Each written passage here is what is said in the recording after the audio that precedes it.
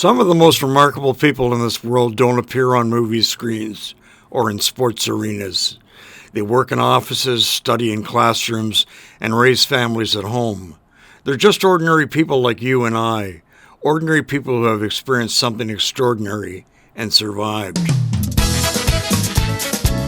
Journey Women Off the Map is a television series I directed and shot over a 12-year period. Unlike most explorer stories, these modern travelers are women, ordinary women who agreed to be filmed taking journeys to extraordinary places. I went on this trip to Jordan because I'd always been fascinated by the Middle East. For the Jordan program, I was joined by my female host, And a young Anne. Australian man was telling me about Petra, this wonderful place in Jordan. You had to walk through a very narrow passageway. He put it in such a way to make me think that because I was a good deal older than him, that maybe I couldn't do this, but I always liked a challenge, and I thought, oh, that could be interesting. So that's one reason that I really was drawn towards Jordan. I arrived in Jordan's capital city, Amman, and began journeying through the mountains into the desert. I was lucky enough to get a guide named Mahmoud as my driver. He came from Akbar and had spent many hours out in the desert. Where are we going now? We drove through the mountains, or jebels as they're called, and into the area known as Wadi Rum. Meters from Amman.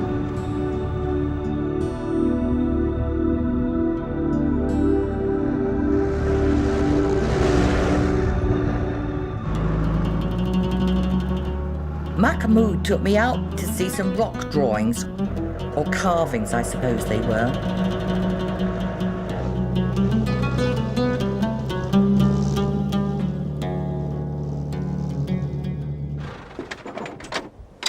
This is wonderful scenery, Mahmoud. Can't believe it, all those cliffs up there. Absolutely amazing. Now, what's here? You'll see here some writings. Oh, some writings on the wall, right? Yeah. This is Talmudian. Talmudian. Yeah, it's Yeah? more than 200,000 years ago. No. Yeah. Really? Yeah, that's right. You see there, the camel. Yes. What, that one's a camel? Yeah, that's and one a camel camel. there? Yeah. Yeah. And some kind of bird. Oh, up Yeah, there at the yeah. top, those three there. And yeah. there is a man who tried to hunt this bird. Yeah. And Oh, I that's, see. Yeah. And what's this in the middle here? It's a scorpion. A scorpion? Yeah, Ah. and to the right, it's a gazelle. This one's a gazelle? Yeah, it's a gazelle. Gazelle were quite abundant in the area at that time, but they've been hunted out by the Bedouins quite extensively and only live up in the high reaches of the Wadi Rum area.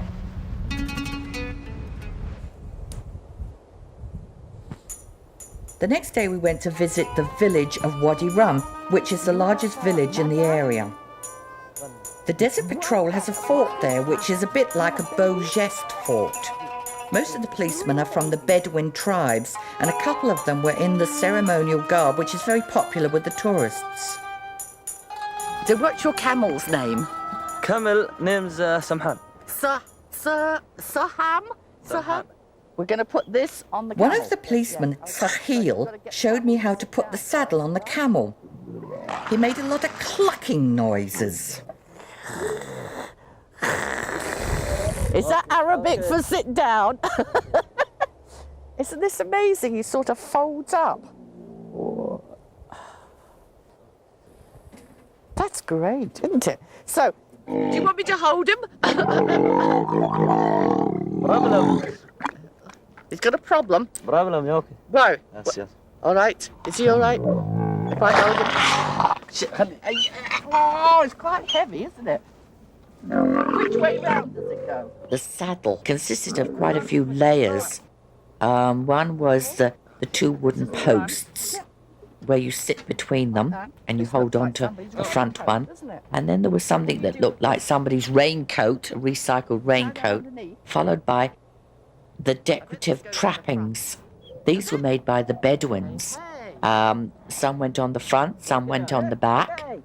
Now we're cooking with gas, aren't we? Now, I think this is the next one. And then there was These the are the wonderful saddlebags, saddle right? bag that they put over sideways, finished And off this with a sheepskin, which prevented you being saddle sore and was very much like mattress cover that I have on my bed at home. This dagger here. Can you take it out? Sahil also showed me his Bedouin dagger that he wore. I imagine it's ceremonial. Do you kill things with it? Yes. Yes. You do? I wonder what you kill. Oh, well, I don't think we're going to find that out. So, now, what are these tassels? شراشب and Bedouin. They're Bedouin tassels. Yes. Oh, they're lovely, aren't they? Look. Is this a real gun? Real? Yes. Bang! Yes. And these are bullets. Do you use these? Sometime. Sometimes you use them. And this is an insignia here. Is that, say you're in police? Police Bedouin. So what do you call yourself? Is it Bedouin police or desert patrol or desert police? Yes. Yes. Shukran. One morning I was fortunate enough to accompany two of the desert patrol policemen out into the desert. I wonder if they'll let me ride on their camels.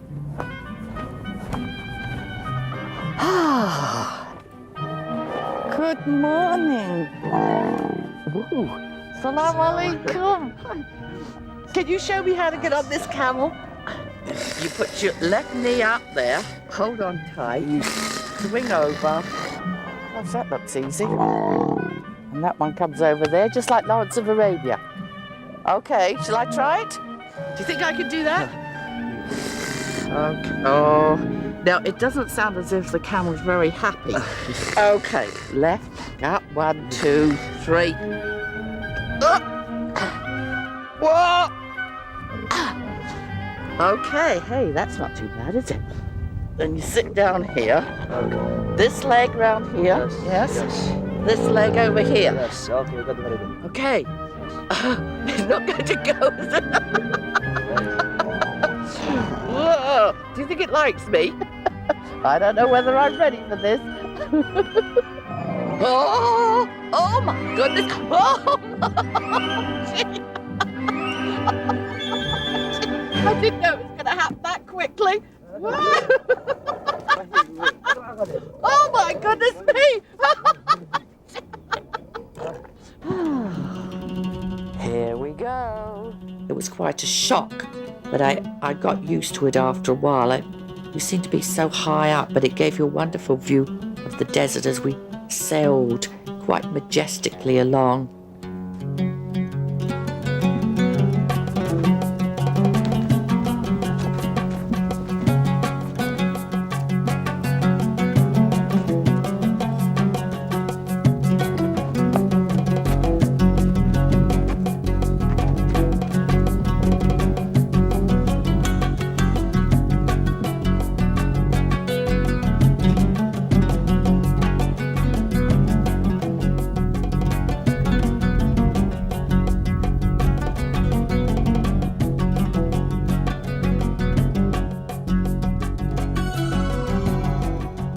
When I reached Petra, I was assigned a guide. His name was Harun.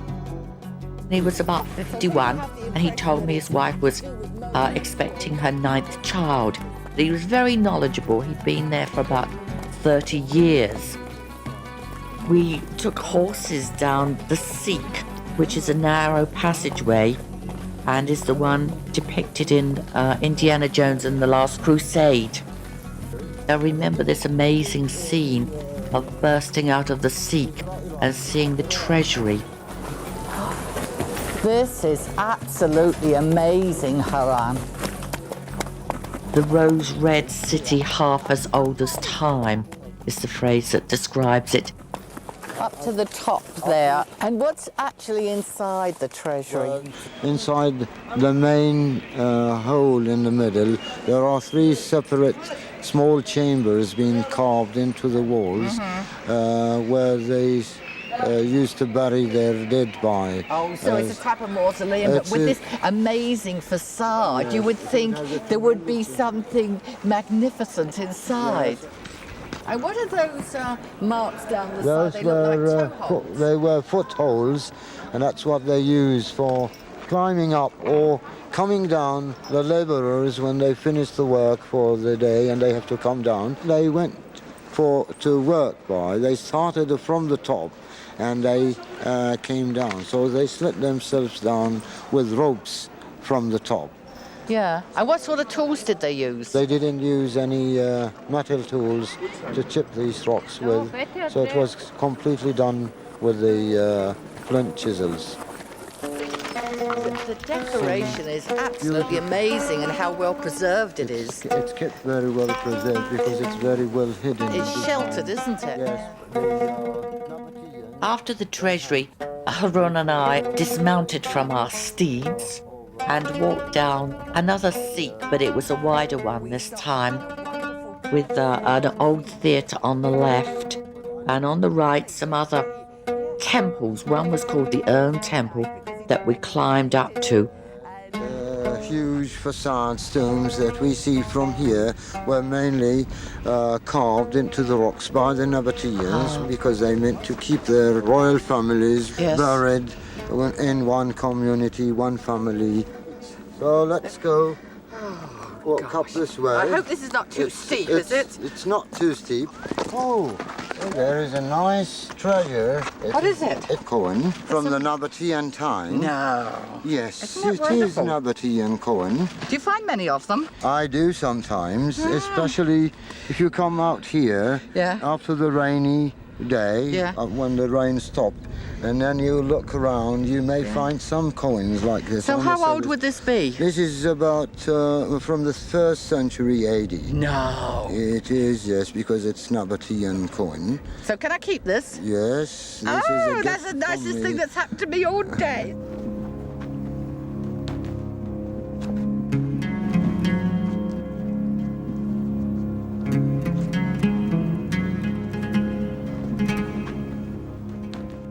Look at the ceiling up here. That's amazing. Yes, it has this tremendous colours. And this is What are these metal. black bits? This is from the fire smoke. The Bedouins who lived here, they lit fire inside, and the smoke covers the walls like this.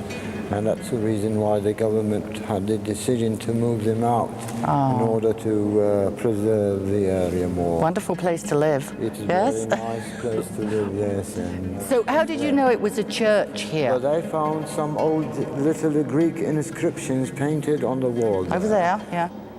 So when was this inscription discovered? In the last few centuries. And has there been a translation? It has been translated, deciphered that this building being used by the time when the Byzantine were here, 447 AD, this building being converted into a Byzantine cathedral.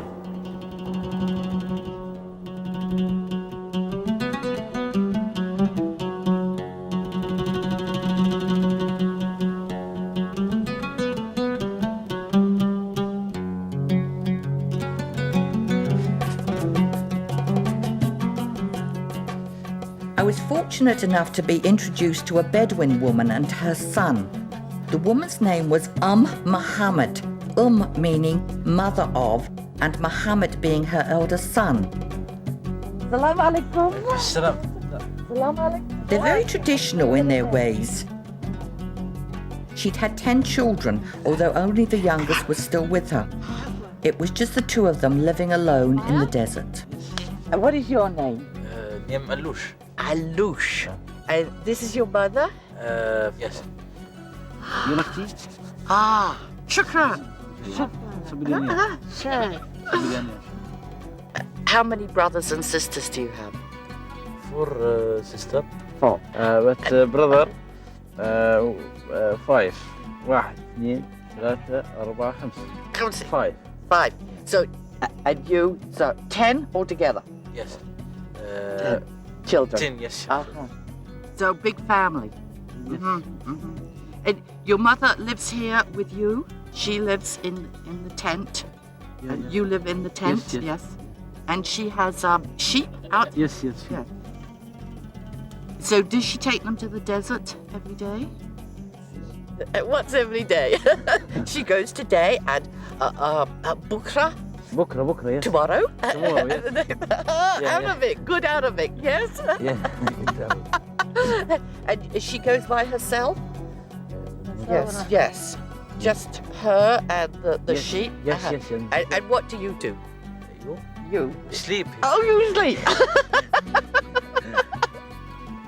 How old are you? 70. Aha. بس name mother Yeah. 48, 9. Is she? Is that 49, all? Yes. So I could come with her now, can I? And you can stay here? Yes. Shukran. You go and sleep, yes? Well, we go and do the work. She was quite an amazing woman. I think she was about 10 years younger than me, but she looked quite old, and she was referred to as the old woman. So these are the goats over here, are they? It's a lot of them. She lived very simply, with a herd of goats and sheep all mixed in together. Okay. Right. Look at that coat on this one. That'll make a good tent, wouldn't it? Wow. Yeah, I bet you're hungry, aren't you? Little one, isn't it sweet? There. Are you all right? Or do you want some milk too? I don't have any to give you. You've got a mummy around here, have you? Yeah. All right then. Down you go. You're eating my backpack. This one's eating my scarf. You mustn't do that. So cute. This one wants attention now. Yes. So much excitement round here. I think they've got the idea now. One morning we went out together to tent her herd of goats and sheep. We walked together up quite a steep hill where they were going to go and find food. Yalla. I am learning a little bit of Arabic, aren't I? I know yalla and shwai shwai. Slowly. We went shwai shwai out there.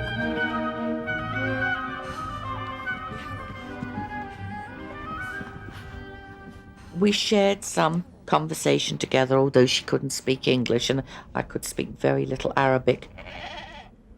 Is this your wedding ring? Yes, on this hand? Your wedding ring? Yeah. Muhammad? Your husband Muhammad? سنتين يعني راح سنتين رحمة أبو محمد عند ربه. Oh, he died? Yeah. Yeah. And when did he die? بعد سنتين. 2 years ago? بعد سنتين. راح عند ربه. رحمة أبو محمد. You sad? And my husband, he died to say sana. سنة. 9 years ago. Yes. Yes. We seemed to have quite a bond together, and after that, when we returned, she took my hand and helped me up the slope, and she seemed very happy to be with me.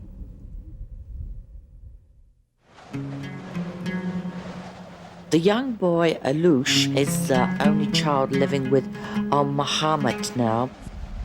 The sand's all getting in my eyes.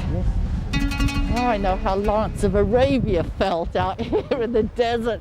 He took me out one very, very windy day to see a map of the area as it was over 100 years ago.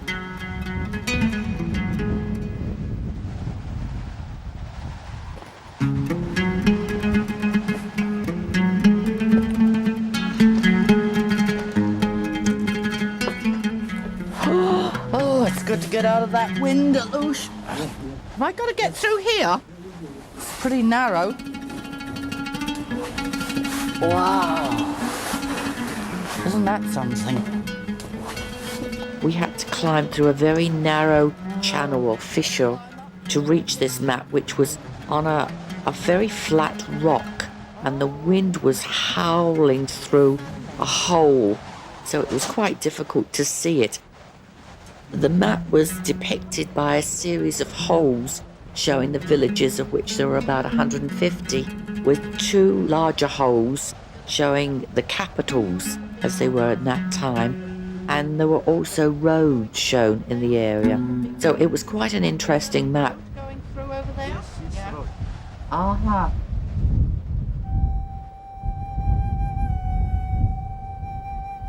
On my last day, I couldn't resist going out one more time into the desert, just to see the expanse.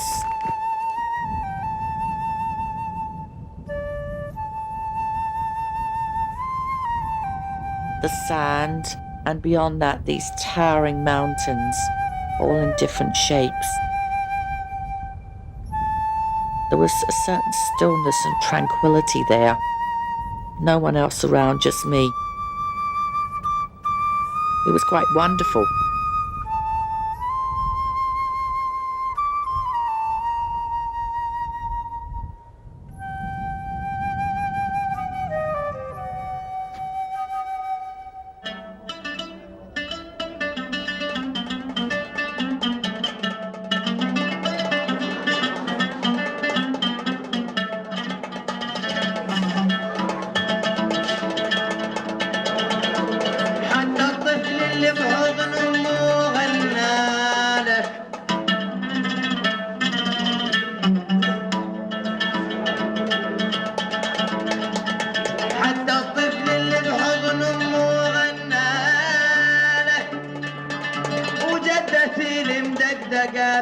صلت 4 ركعات دعياله.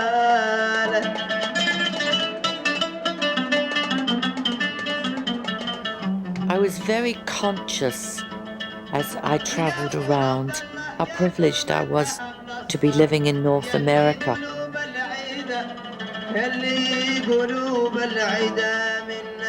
I saw how happy people were for very simple pleasures. They have their family around them. They have structured lives in a way, but they know exactly where they stand, and they care a lot for each other.